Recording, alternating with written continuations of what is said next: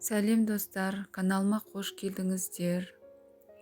Бүгін бешбармақ пісіреміз. Осылай өте дәмді шығады. Каналыма подписка басып, қоңырауды басып қойыңыздар. Алдымен қазанды жуып дайындап аламыз. Сосын ішіне етімізді саламыз.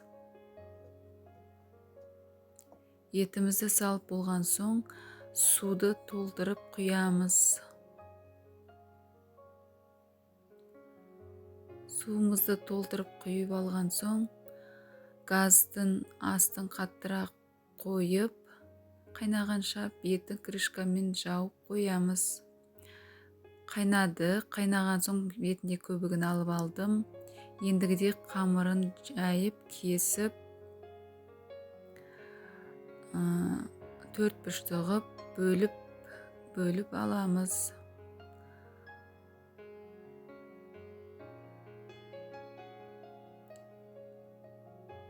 Қамырым дайын болды. Осымен енді пиязымызды екіге бөліп, жіңішкелеп турап аламын.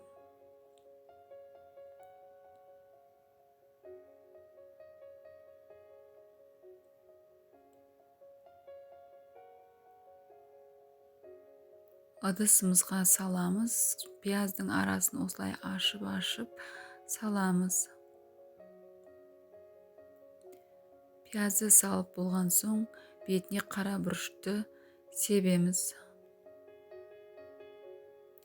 Қайнап тұрған сорпадан пияздың ішіне құйып, кішкене пияздан сәл арсып тұру керек. Астын отқа қосып қайнатамыз. Пиязымыз қайнады, астын басып қоямыз кішкене. Етімізде қайнап, дайын болып қалды. Ендігіде міне пісті, сүзіп аламыз.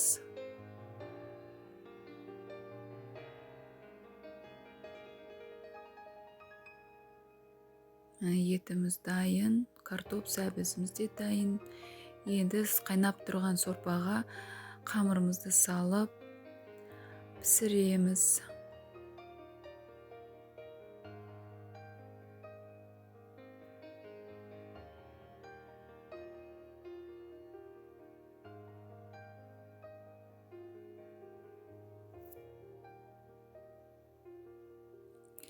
Арасы жабысып қалмау үшін осылай вилкамен қозғалтып қоямыз.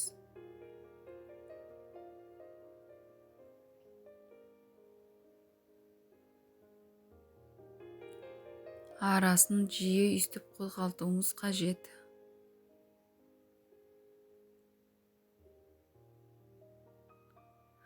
Осымен қамырымыз дайын болды. Енді сүзіп аламыз.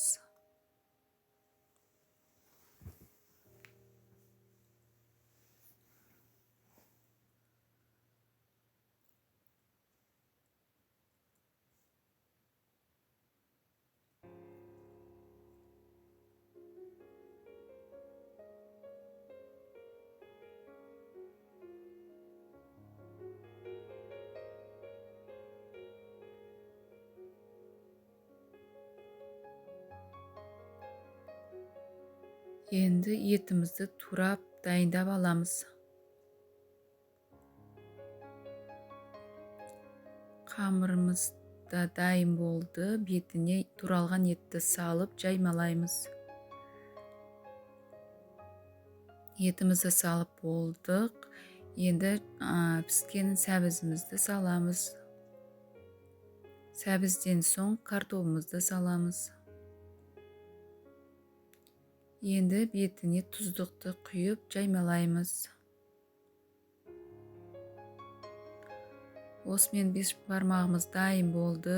Өте әдемі, дәмді шықты.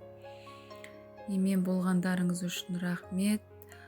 Видеома тіркеліп, подписка басып, лайк басып, қоңырауды басып қойыңыздар. Видеомды жоғалтпау үшін. Сонына дейін қарағандарыңыз үшін рахмет.